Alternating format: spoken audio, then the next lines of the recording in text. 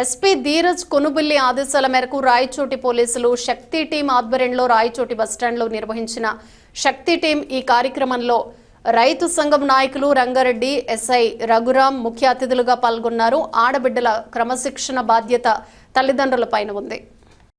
సంవత్సరం గడిచింది. ఆ రోజు ఎట్టుంది ఈ రోజు ఎట్టుందని తల్లిదండ్రులు గమనించి మన బిడ్డలను ఏ క్రమశిక్షణగా పోషించుకోవాలనేది మన బాధ్యత.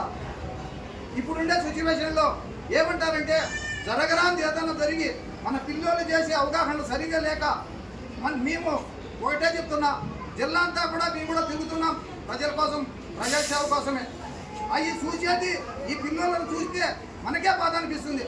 ఈ తల్లిదండ్రులకు తెలియదేమో ఈ విధంగా నడుస్తుంది ప్రపంచము అని మేము మా ఆత్మలు అనుకొని వాళ్ళని ఓదార్చే అధికారం మనకు లేదు కదా. ఆ విధంగా మేము కూడా కుంగిపోతున్నాం. ఆడ పోతా అది అందరికి తెలియదు అనమాట.